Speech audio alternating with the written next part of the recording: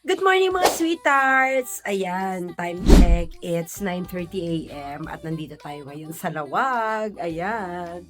So, this time, I'm off to our video gig. At syempre, nakita nyo naman wala pa akong kaayos ayos, bagong ligo.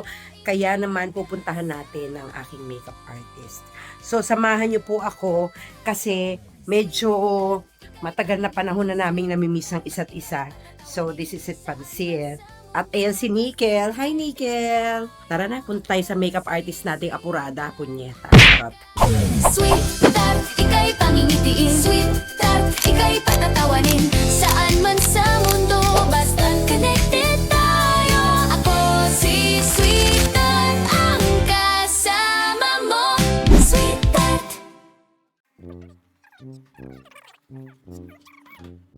Tao po. Tao po. Ay, hello po. Ano ba yan? Ang aga naman yan. Si Nickel! Oh, Kaya nga, ba't ang aga naman? syempre, bes. Kasi, alam mo yon kailangan, tayo, from. Ang aga ko, sorry na, bes. Di ba nagpaalam ako sa'yo, mag-vlog ako kasi mumikapan mo ako. Alam mo, importante sa atin ang lawag. Tandaan mo, dito tayo nagsabay maligo. Kasi maluwag ka na. Oo, dito ko yung naligo magkahubad. Oo. Kadiri, pag naalala ko yun. Hubot-hubad, tapos tanging ang ilaw lang. Buka na lang tayo yung ano. Tanging ang AJ, asan yung alcohol ko? Yung mabaho para magaling ano. Ano naman akong baho-bahuin dyan? Ito ba yung mabahong brush? Bakit mabaho sa akin? Oh my gosh. Para maramdaman mo yung galit mo sa ginagawa. Diba? Nagagalit siya. Alam mo, gusto mo lang mahuli kita talaga na fresh ka sa umaga eh. Kararating ko nga lang, di ba? Oh, kararating lang. Kararating lang kasi nag-byland kami. By lot. Pero okay naman ang biyahe mo. Okay naman. Oo. Nagkatan lang kami. Totoo. Mm. Tapos ikaw ang, syempre magaling ka sa vulcanizing. Of Yan ang natapos course. mo. Pag na-open yung sa akin, gano'n ko. Happy? Kaya ko yun. Pero natutuwa ako, ikaw ang nag-peg kay sa akin kasi marami tayong pwedeng balikan here in Lawag. Oo, nag-perform kami dito ni Donita. Tapos ang mura lang. Kadiri yun. Ang mura lang. Uy, sobra ka. Doon tayo naging strong, di ba, Bes? Pwede na. Oo. Parang oo. Hoy! Yeah. Doon kami talaga yung binabayaran, magkano binabayad sa atin? Mura lang yun eh. Wala pang limang libo. Wala pang 5 po, pero from Manila, magta-travel kami by bus. Ang best ko. Wala pang may kotse sa amin. Pero siya talaga ang unang nagka-kotse. Pero pang pasabog ng pelikula. Okay na rin. Ganito ba talaga? Kaya talaga ako umaga. Pag makeup artist ganyan. Ayok ka. Bubuoy mo siya, papakain.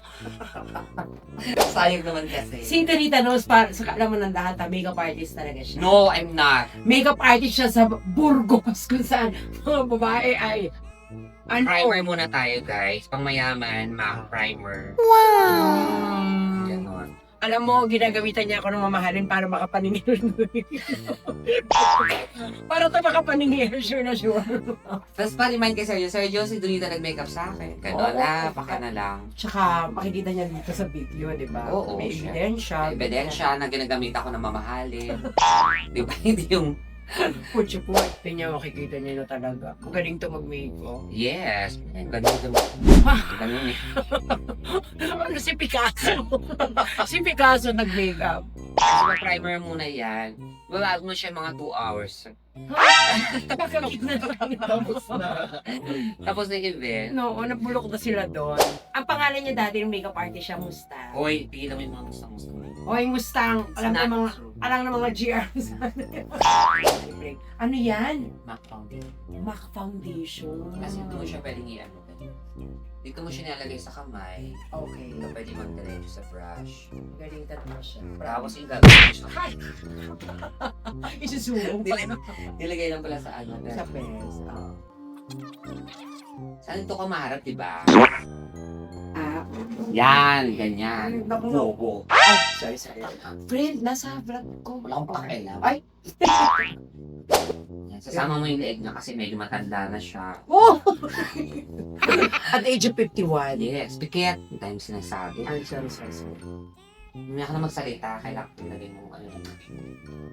Ang makeup. Matanda na. Hoy!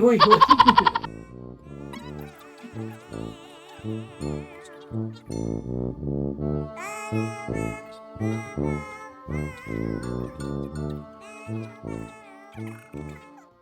may makeup artist naman akong na-contact. Sabi ko na lang hindi pwede. Hindi pwede parang. Para sa akin. Hindi, wala. Yung mga makeup artist po kasi namin dito. Hindi, meron talagang pwede. Oo. Mga makeup artist may racket din. Kasi Pasko ngayon, kaya ay ano muna natin silang Ang pwede mga. magaling. Ito na to, Bes? Bes! Kulang! Maganda tayo. Dapat. Hindi. Para makasingil, kailangan maganda. Oo. Bigyan natin siya ng connector sa ilalim ng mata. Yung sa taas. Para hindi itim ang Para hindi... panda, no?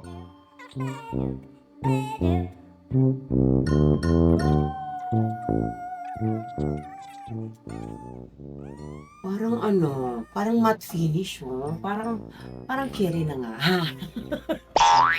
Magaling talaga yan ng makeup. In all fairness. Ito yung unang-unang profession niya.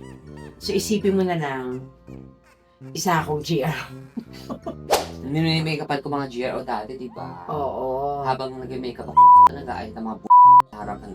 Totoo? Oo. Ano naman ang napapala mo? Ano na nafe-feel mo pag nakita ka ng Kawawa baliktad sila. na gagamba? Bakit? Kasi may mga kasi nakatiri. Ay! So, anong ginagawa mo? Inisnab-isnab mo lang? Tinatapik ko. Ah! Okay ka ba siya? Okay ka ba siya?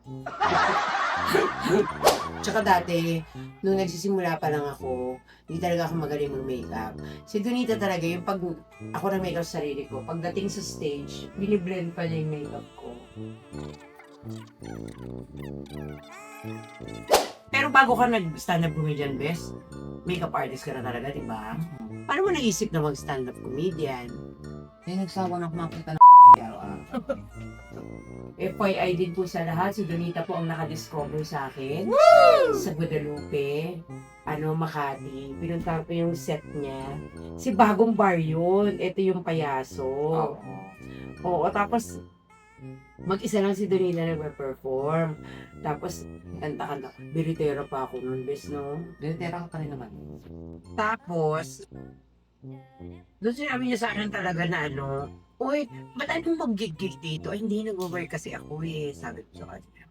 Tapos sabi niya, tara, mag-ano ka. Tapos makikipagkulitan ako sa kanya. Tapos ito si Bakla, gusto na akong makaka-relieve sa kanya. Apply kung saan malaking bar. Ako pala yung nire-relieve niya. Doon sa Payaso Bar, in fairness, sa Payaso Bar na yun, ang dami din sumikat doon. Bukod kay Donita, si Tomas din, kahit paano, no? Ako, doon din ako nanggaling. Ano lang yun? Dalawa-dalawa lang, no? Ang mag-partner. Dalawa-dalawa lang, tapos dalawa lang kami ni Donita. Basta kilala kami ng mga taong taga-Rockwell, no? Yes. Pinapakain kami sa Via Mare Cafe na hindi pa namin masyadong nararanasin that time. Tapos, ayun, nag-start na ako mag-aral, magpatawa-patawa dahil kay Donita. Tapos, yung kapatid ko naging bading dahil sa kanya. Oo, ka naman, tinawin mo pa ako. Hindi, totoo yung kasi talaga Lodi si ka. Marty. Lodi ka kasi. Sa lahat ng mga Becky, si Donita ang pinakamalaking impact sa akin. Kasi bukod sa siya ang nakadiscover, siya ang tulay naming lahat. Namit ko si Lassie dahil sa kanya, namit ko si MC dahil sa kanya din, kasi pinunta natin sa bar. Sino? Si MC. Oo. Pinunta namin sa bar niya. Kapit-bahay lang ng bar namin. Nagsigasigaan to. Siyempre, magaling to eh. Magaling kumanta, magaling magpatawa. Lahat ng tao matatakot sa kanya. Kung Oo, makakasalubong. Totoo naman, Bes. Hindi naman ganun. Kasi total performer talaga to eh. Kaya pumunta kami sa bar ni MC noon. Tapos siga, pakanta. Ganon. Pakanta kaming dalawa. Siyempre, kakanta muna ako, tapos kakanta siya. Pasabog yung kanta niya. Sabi ni MC, ay, talaga ba? Sabi, sa isip-isip ni MC, mga senior ata ito. Ganon. Tapos, pagkatapos siya kumanta, ang ending yung nalaro si Bakla ng, okay mo ba rito? Mag-apply ko lang. Wala kami. Kahit saan siya mag-apply, bit niya ako. Reactions, di ba? Saan nga ba yun? Las Piñas. Alam, bushy ka dapat. Ay, may bushy ako. Gusto makita. Hindi yun. Tsaka si Tart talaga pinakamalibog sa amin lahat. Huy! Kasi mga waiter, tinitira siya ng libre. Talaga. Oo, diba? Totoo naman yun. Naging jowa ko naman kasi. Yusera! Naging jola ka na ng bar, ginawaan mo. Pati tomboy, lahat. Hindi ko naging jowa yun. Yan, ganon. Walang niya ka, binenta mo ko doon. Nakita lang niya nag-text sa akin sa pinapunta ng Baguio, si Raulo, hindi ko naman jowa yun. Pero hindi ko alam, wala pa naman karanasan makipagrelasyon sa to. Ano ba i-try mo? Alam mo, mas babae. Kung alam ko lang na gusto mo pala, diba? Tagal na kitang bet eh. Please, tama na, please. Tama na.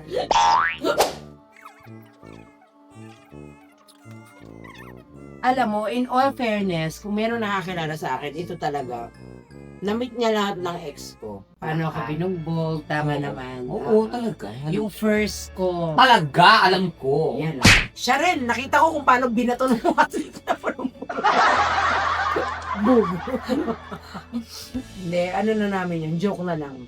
Tsaka siya may kasalanan, kaya siya binato. FYI din, nagkaroon ako ng problema years ago. Siya ang unang nakaalam. May gig kami noon, Father's Day, di ba, Bes? Sabi niya sa akin, bakla, anong kanta natin? Kanta ko dyan sa'yo. O sige, nandito ako sa room namin. Pupasok ko ng kwarto. Iyak. Iyak ako agad. Oo, makiiyak sa akin. Nagalit. Lakitin mo. Totoo? Pilit na galit ka nun. No, ba't ko magagalit? Sabi ko, Doon ko naramdaman na talagang si Donita pa rin. Kasi that time, wala pang nakakalam. Sa kanya ko lang talaga gusto ko sabihin. Pero alam ng mga sweethearts ko na nakamove on na ako doon. Kaya caring. Alam nila how grateful I was to be with friends like you, MC, sila. Lahat ng mga kabadingan na nakaalam ng mga problema natin nun. Ayaw mo na ng afam. Ayaw mo na mag-afam. pwede naman. Kaso parang, kailangan ko kasi talaga mag-stay sa ibang bansa if I want to. Clingy ka eh, no? Hindi, tsaka hindi ko makakabuo ng relasyon. Kasi ang mga apam, ayaw din nila nang wala. O kaya siya ang pumunta rito, no? Hindi, mas talagang sila muna. Kasi more on, ano sila eh. Piliin mo ako. Oo, yun. Okay. Tsaka yung trabaho, more pas ano sila sa gano'n. Na-trauma ka dun sa huli Na, na relationship? hindi. Na, I mean, yung hindi, wala siyang karelasyon ha, lang, dating. Ay, Pikit. kausap, di ba? Usap-usap lang. So, hindi mo nabitan. Hindi naman sa hindi nabitan, pero parang Hindi free. Oo. Calm down lang. But I'm happy. I'm happy. Masaya ako para kay Donita. Nakitaan ko kasi siya ng merong mga boylet na may red flag. Ito wala pa. Dahil hindi ko naman siya pakilala. Pero as far as I'm concerned, na-win niya yung aking first impression. Hindi katulad ng ibang mga ni Donita. First impression parang mabigat na. Pumikit ka, pikit lang, nagalaw. Yan hair na. HM1. Hair and makeup. Alam mo kung alam ko lang ganyan ako kaganda. Sana nag-GR ulit. Siya ang official HM1 namin ngayon. Mamaya si MC. Tsaka si MCH mo. oo, MC HM1. Si Lassie. Ay, hindi ko kaya yung marker mo. Sobra ka naman. Hayaan mo na siya. Manatili siyang ayos. Kaya na ni Lassie. Okay. Ayan. Anong brand ng lipstick mo? Hindi ko alam, bes. Ang mahirap. Hayop ka.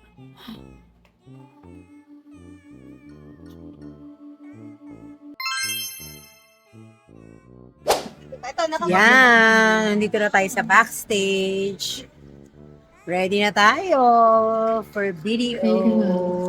Ay, Kaya naman, thank you so much sa mga sweethearts ko na nanood ng video ito. Especially kung paano ako pagandahin ng aking bestie, Donita Knows. At syempre, i-share nyo lang, i-like, at saka syempre pa mag-comment kayo para makasagot ako ng bonggang-bongga. At the more you comment, the more ko matatandaan, the more mas-shoutout ko kayong lahat. Love lots, mga sweethearts ko. See you sa next nating vlog. Sweetheart, ika'y pangingitiin. Sweetheart, ika'y patatawanin. Saan man sa mundo, basta